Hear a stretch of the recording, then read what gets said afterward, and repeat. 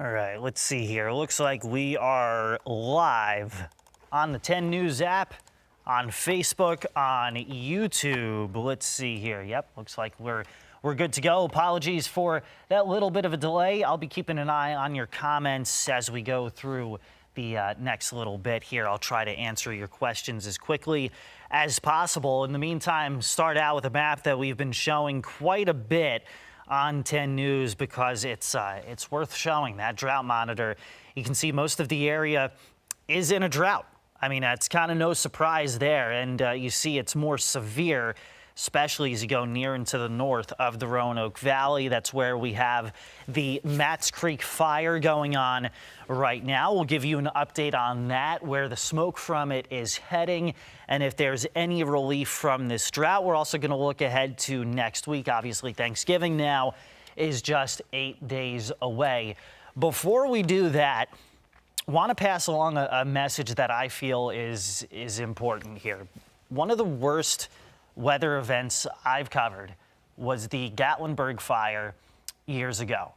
And most wildfires are preventable. You may think I'm hyping, you may think I'm sensationalizing, but if you're in a burn ban especially, you should not be burning. Even if you're not in a burn ban, now is about the worst time to be doing that. Please be considerate of other people, because you just don't know how these wildfires are going to spread.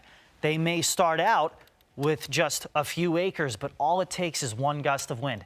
That's what happened in Gatlinburg, and I'm not saying that that's going to happen this time around, but again, that is the worst weather event in my 10 years of doing this job that I've ever covered, and I don't want to see anything come even close to that.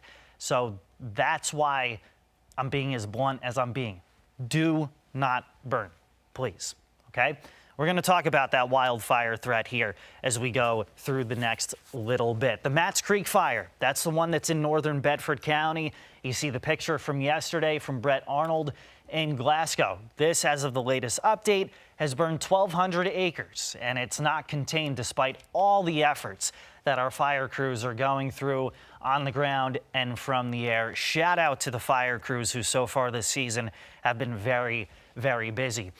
Yesterday, most of the smoke was blowing south. It was going into Bedford and Campbell counties. What I'm showing you here is a projection of what could happen today as the wind shifts and goes from south to north. This starts to go more into Rockbridge County, and you see those blues, that's indicating more of a haze from the smoke. But once you start to see the yellows, the oranges, the reds, that's when this potentially gets into bad air quality. So if you're in Rockbridge County, if you're in Lexington, if you're in Buena Vista, this is something you got to keep an eye on here, as you could see some suffering air quality, especially heading into the afternoon when the wind picks up a little bit more. Again, this is one forecast model's projection, but I do think it's worth showing given the size of this fire and how the smoke plume from it has grown. Now, because we're in a drought and because the humidity is very low today, much like it was yesterday, the brush fire threat is high today.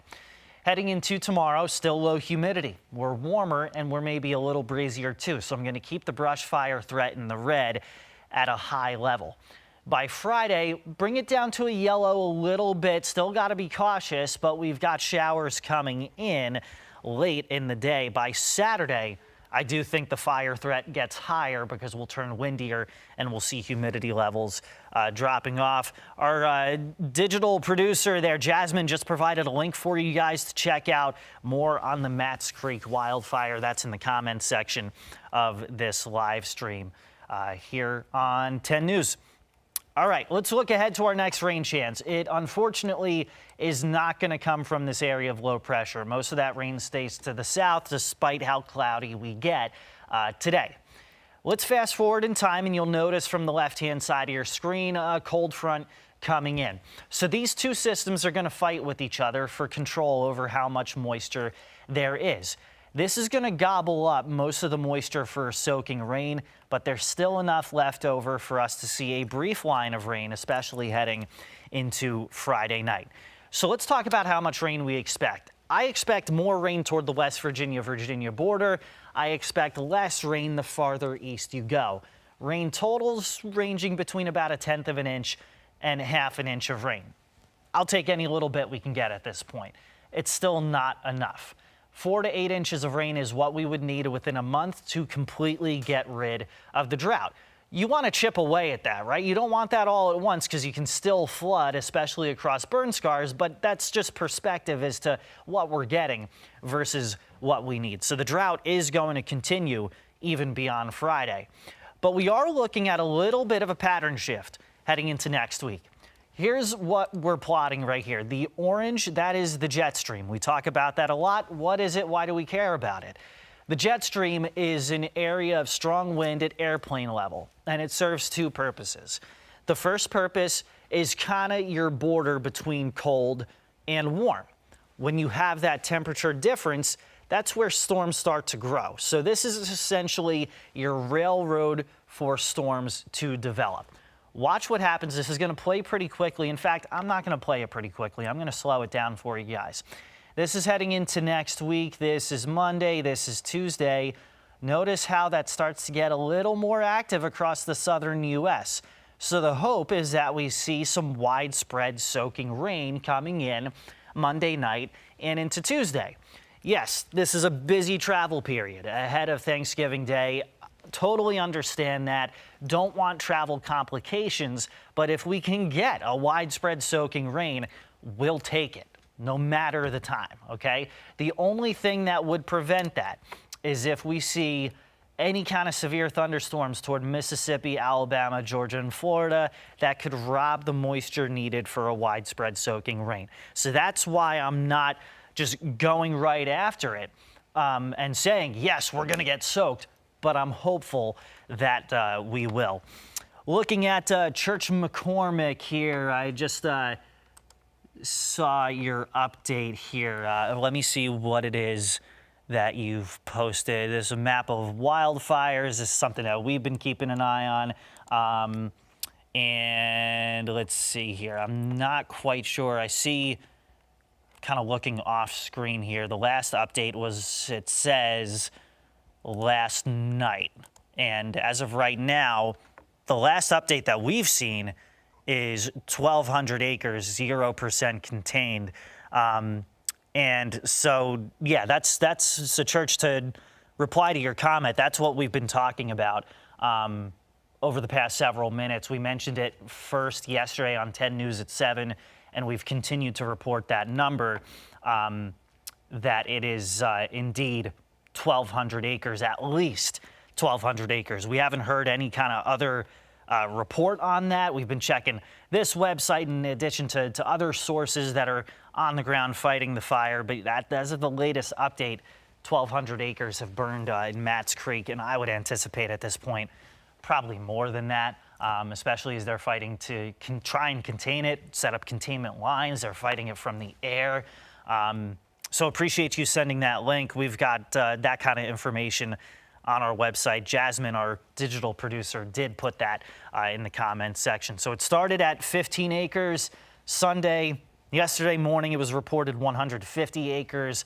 Then yesterday afternoon and evening, it was up to about 1,200. So again, just very quickly spreading fire. And as I showed at the beginning of this live stream, the smoke from it is likely going to start to move into Rockbridge County today, with the hope that we see some widespread rain heading into next week. Brief look at what we could expect heading into Thanksgiving. Looks like some showers may still be around Wednesday. By Thanksgiving Day, by Black Friday, we're mostly going to be dry. Temperatures in the 50s, lows in the 30s. Let's kind of backtrack here for those of you just joining. Again, as I've emphasized all along, worst weather event I've ever covered was the fire in Gatlinburg back a few years ago. I've covered tornadoes, I've covered tropical systems. That one really hit home. I was in Tennessee covering that, and so that's why when it's wildfire season, you may think I'm hyping things up, but I'm just dead serious. Don't burn. I don't care if you're not in a burn ban, just don't do it. We haven't seen a soaking rain in 1 to 2 months, right? So we need that before we can do anything like that. Here's the Matts Creek fire. This is right on the Bedford-Rockbridge County line. 1,200 acres as of the last report. That last report came out at 8 p.m. yesterday. It's about 12 hours later. We're going to keep checking in with the proper sources. I would imagine that it has spread even farther, and as of the latest report, 0% contained. Now, yesterday, the worst of the smoke was in areas like Forest, Boonesboro, Big Island, heading into Campbell County. Folks were smelling it. That may be the case heading into Rockbridge County as we start to see the wind shifting. This is one forecast model, forecast projection, forecast interpretation of where the smoke could head today if the wind gets strong enough out of the south. So you can't miss it. You see the yellows, you see the oranges, you see the reds. That's where the air quality could turn poor. And we're looking at Rockbridge County, Glasgow, Buena Vista, Lexington, areas like that could potentially see the worst air quality heading into the afternoon, into the evening.